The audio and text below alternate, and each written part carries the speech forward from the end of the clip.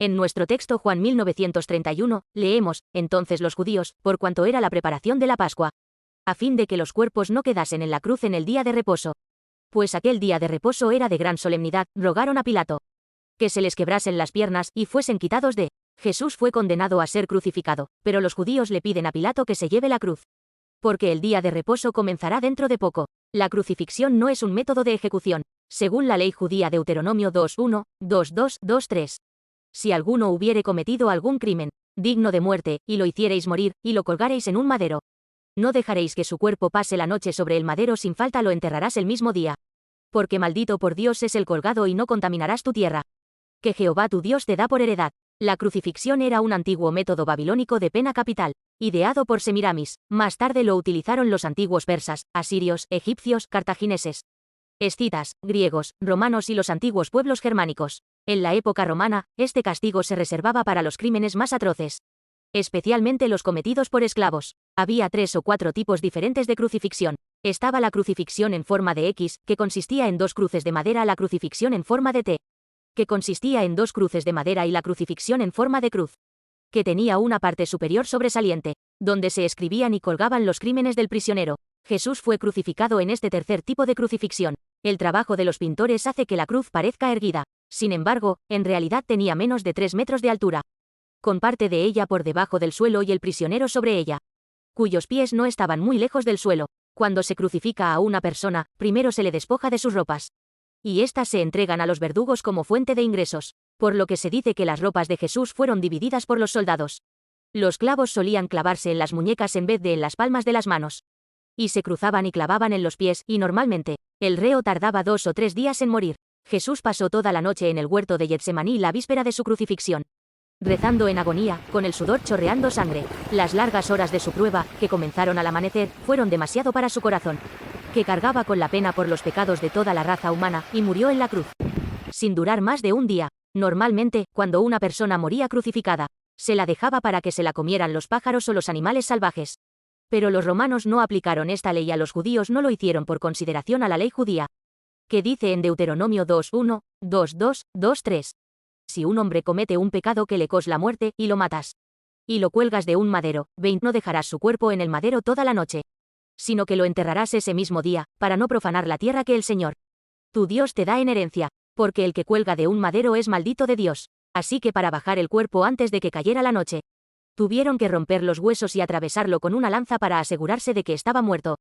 Pero Jesús ya estaba muerto, así que solo tuvieron que atravesarlo con una lanza para asegurarse. Todo esto fue en cumplimiento de lo que ya había sido profetizado sobre el tratamiento del Cordero de Pascua. Números 9:12. No dejarás ninguna parte de él hasta la mañana, ni romperás ninguno de sus huesos, para que guardes todos los estatutos de la Pascua. Cuando Jesús fue crucificado, sangró por las marcas de los azotes, las espinas y los clavos, especialmente al final, cuando un soldado romano le atravesó el costado con una lanza, lo que hizo que se derramara gran parte del agua y la sangre de su cuerpo. El soldado romano que atravesó a Jesús en el costado con la lanza era un centurión llamado Longino. Según la leyenda, sufría de una afección ocular, y cuando atravesó el costado de Jesús, la sangre cayó en sus ojos y se los curó, lo que le llevó a confesar al pie de la cruz: este sí que era hijo de Dios. Longino se convirtió en la primera persona en ser sanada y salvada por la sangre de Jesús, y creyó en Jesús. Se convirtió en discípulo, y más tarde fue martirizado por compartir el evangelio en Gumbadogia. Longino le habló a la gente de la sangre de Jesús. Le dijo a la gente que la sangre que Jesús derramó en la cruz me sanó y me salvó. Así que la gente creyó en el poder de la sangre de Jesús. Y los que creyeron en el poder de la sangre fueron sanados y salvados. Y cuando los apóstoles y los discípulos predicaron el evangelio, predicaron el poder de la sangre de Jesucristo. Por lo tanto, debes creer en el poder de la sangre de Jesús. Cantar y orar, y el poder de la sangre saldrá. Si tienes una disputa en tu familia, o una disputa entre tus hijos, o una disputa entre tu marido y tu mujer, debes alabar, creer y orar en el poder de la sangre, y el espíritu de división y contienda desaparecerá. También, si hay una enfermedad en tu familia, o un paciente al que la medicina moderna ha dado por perdido, debes alabar y orar en el poder de la sangre de Jesús. Entonces las plagas y maldiciones de la enfermedad perderán su poder y se irán, y una casa donde se himne y ore diariamente por la sangre de Jesús, Satanás el diablo no podrá penetrar en ella. El himno 268 dice: poderosa es tu sangre. Yo creo en tu sangre, preciosísima sangre del Cordero. En primer lugar, Jesús fue en el costado con una lanza, haciendo que brotaran agua y sangre. ¿Cuál es el significado de esta agua y sangre que derramó Jesús? Los dirigentes judíos pidieron a Pilato que quitara los cuerpos de la cruz, para poder observar el gran sábado durante la fiesta de la Pascua. Pilato llamó entonces al centurión, quien confirmó la muerte de Jesús y soltó los cuerpos. Juan 1932-34 dice: Eos soldados fueron y quebraron las piernas al primero y a los otros que estaban crucificados con Jesús. 33. Y cuando llegaron a Jesús, viendo que ya estaba muerto, no le quebraron las piernas. 34. Sino que uno de los soldados le atravesó el costado con una lanza, y salió sangre y agua. Se dice que los prisioneros crucificados a veces morían en un día, dependiendo del tiempo y de su fuerza física, pero algunos vivían hasta 3 días. Si estaba nublado, no morían rápidamente, pero si hacía calor, morían rápidamente de insolación y sed. Por orden de Pilato, el centurión revisó a los prisioneros, para ver si estaban vivos o muertos. Según las reglas de la crucifixión, tocaba a los prisioneros con la punta de la lanza. Y, si pensaba que aún respiraban, les rompía las piernas, causándoles una gran herida. Un prisionero con las piernas rotas perdía rápidamente mucha sangre y moría. Los prisioneros a la izquierda y a la derecha de Jesús seguían vivos. Así que les rompieron las piernas y morirían. Pero Jesús ya estaba muerto, así que para estar seguros, le atravesaron el costado con una lanza. Salió sangre mezclada con agua. Era la prueba de que ya estaba muerto. Había derramado su sangre expiatoria en la cruz. ¿Por qué la sangre que Jesús derramó cuando murió en la cruz? ¿Es la sangre expiatoria que expía nuestros pecados? Porque Levítico 17:11 dice: porque la vida de la carne en la sangre está, y yo os la he dado para hacer expiación sobre el altar. Por vuestras almas y la misma sangre hará expiación de la persona. En una palabra, sangre significa vida. Así que cuando Jesús derramó su sangre por la humanidad, significa que Jesús entregó su vida por nosotros. Por eso Juan 6:53 dice: Jesús les dijo: de cierto os digo, si no coméis la carne del Hijo del Hombre y bebéis su sangre, no tenéis vida en vosotros. Aquí, comer la carne del Hijo del Hombre y beber la sangre del Hijo del Hombre significa creer en Jesús. Está diciendo que cuando creemos en Jesús, el efecto de la sangre del sacrificio de Jesús se aplica a nosotros.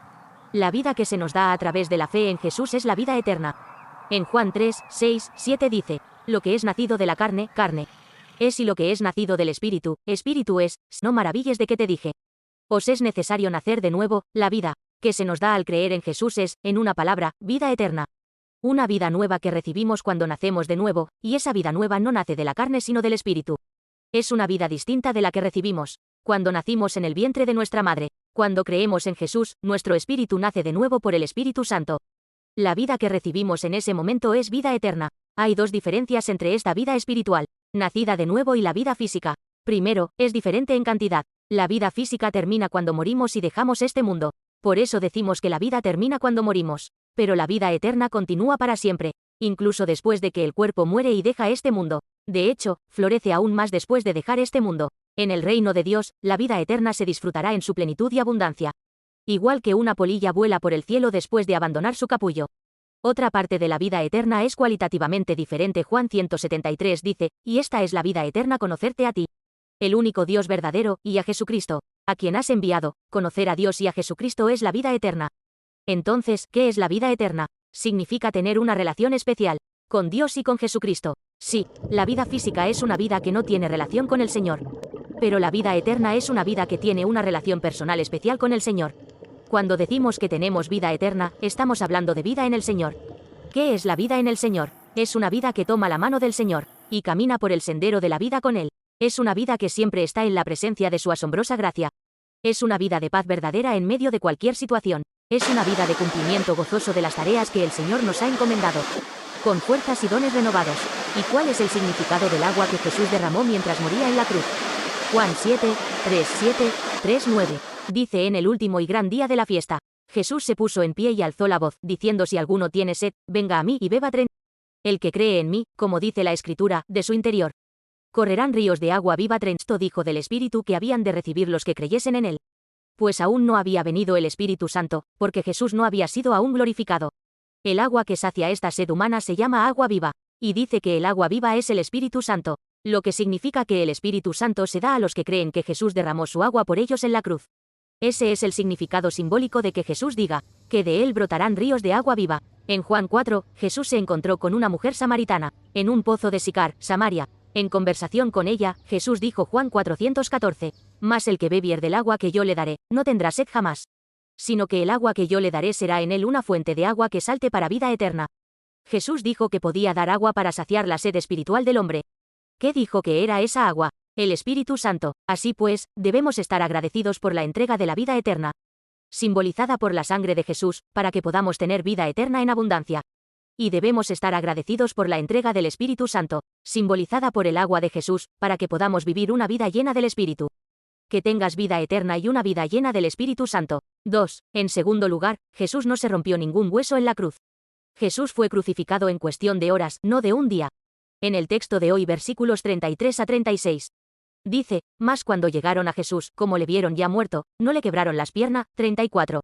Pero uno de los soldados le abrió el costado con una lanza, y al instante salió sangre y agua. 35. Y el que lo vio da testimonio, y su testimonio es verdadero. Y él sabe que dice verdad, para que vosotros también creáis. Porque estas cosas sucedieron para que se cumpliese la Escritura: no será quebrado hueso suyo. Esto cumplió la profecía de que los huesos de Jesús no se quebraron. Salmo 3:4, 1:9, 2:0. Muchas son las aflicciones del justo, pero de todas ellas le librará Jehová, él guarda todos sus huesos. Ni uno de ellos será quebrantado. ¿Cuál es el significado de que los huesos de Jesús no se quebraran? Demuestra que Jesús era un hombre justo, razón por la cual Salmo 3419:20 profetizó que el hombre justo sería protegido por Dios en todos sus sufrimientos. De modo que ni uno solo de sus huesos se quebraría. Pero esta obra sustitutiva de la cruz también se encuentra en el libro del Éxodo, en el relato del sacrificio del Cordero Pascual. Cuando Israel celebraba la Pascua, conmemorando su éxodo de Egipto, sacrificaban el Cordero Pascual, untaban su sangre en los postes de sus puertas y comían su carne. Cuando tomaban el cordero, debían tomarlo sin romper ninguno de sus huesos. Éxodo 12:46. Se comerá en una casa, y no llevarás de aquella carne fuera de ella, ni quebraréis hueso suyo. Números 9, 1:1, 1:2. En el mes segundo, a los 14 días del mes, entre las 2 tardes, la celebrarán con panes sin levadura y hierbas amargas la comerán. No dejarán del animal sacrificado para la mañana, ni quebrarán hueso de él. Conforme a todos los ritos de la Pascua la celebrarán. La ley estipulaba que el cordero sacrificado para la fiesta de la Pascua debía ser sacrificado sin romper ninguno de sus huesos, porque un cordero que muere sin romper sus huesos es símbolo de una muerte justa, una muerte santa, pero un cordero que muere con los huesos rotos es símbolo de una muerte impura, profana. Jesús es el justo, por eso no debe haber huesos rotos en su muerte en la cruz. Jesús, que murió sin romper sus huesos, es el Cordero de Dios, que quita los pecados del mundo, que quita los pecados de la humanidad, y se convierte en el justo. Por lo tanto, Jesús es la única persona justa entre los nacidos como seres humanos. Es por eso que Jesús pudo convertirse en un sacrificio sin mancha ni defecto.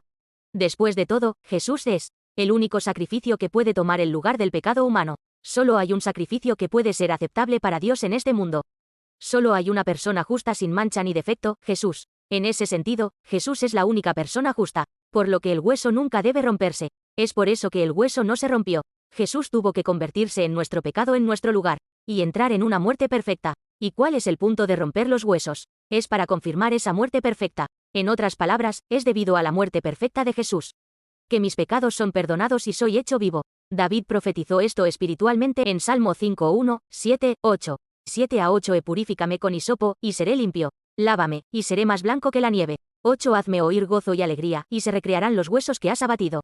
El procedimiento de quebrar los huesos en la cruz es que Él pasó por la muerte completa. Y de hecho, Él fue sustituido por la muerte completa de los justos, al no quebrar los huesos. Por lo tanto, David dijo, que se regocijen los huesos que has quebrado. 3. Tercero, el derramamiento de agua y sangre. Y el rescate fue para cumplir la profecía bíblica. ¿Por qué fue atravesado el costado de Jesús por una lanza? El texto VV, Tai 4 y 7 dice: y uno de los soldados le atravesó el costado con una lanza, y salió sangre y agua. Tai 5, porque en otra escritura está escrito que verán al que le atravesó. Sin embargo, el incidente de que el costado de Jesús fuera atravesado estaba profetizado en el Antiguo Testamento. Zacarías 12:10. Derramaré sobre la casa de David y sobre los habitantes de Jerusalén un espíritu de favor y de súplica, y mirarán al que fue traspasado, y llorarán por él como por un lector, y se lamentarán por él como por un primogénito. Para el cumplimiento de estas palabras, el costado de Jesús fue traspasado por las lanzas de los soldados. Pero si te fijas bien, dice que miran el traspaso de Jesús.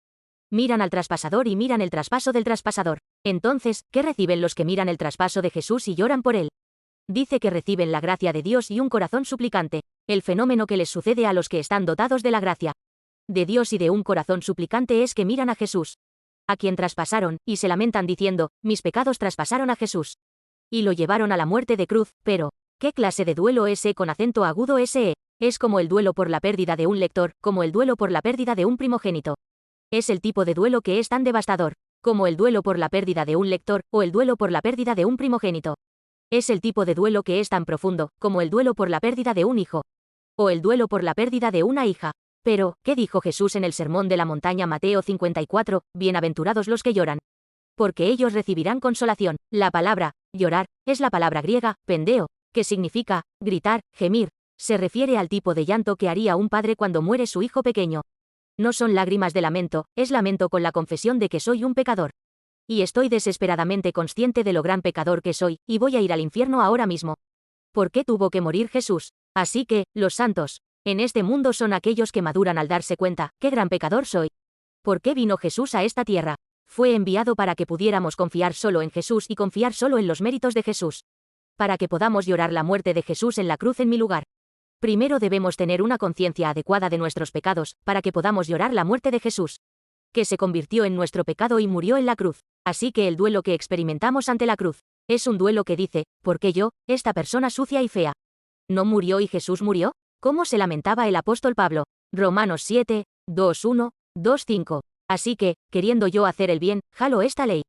Que el mal está en mí, porque según el hombre interior, me deleito en la ley de Dios 20, pero veo otra ley en mis miembros, que se rebela contra la ley de mi mente, y que me lleva cautivo a la ley del pecado que está en mis miembros.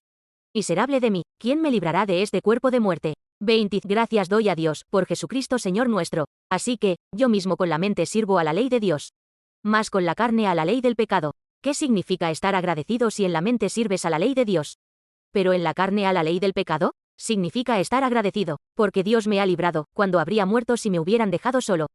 No significa que la enfermedad de la pecaminosidad se haya curado, sino que caigo constantemente en el pecado, y Dios me ha librado por la justicia de Jesús, así que, ¿cómo no voy a estar agradecido? El apóstol Pablo dijo que, incluso después de haber sido llamado por Dios, seguía traspasando a Jesús con sus pecados, pero cuando comprendió el evangelio de la cruz, su lamento se transformó en acción de gracias. Que seas un hombre de fe y de gracia, cuyo lamento se transforme en acción de gracias ante la cruz, en el nombre del Señor.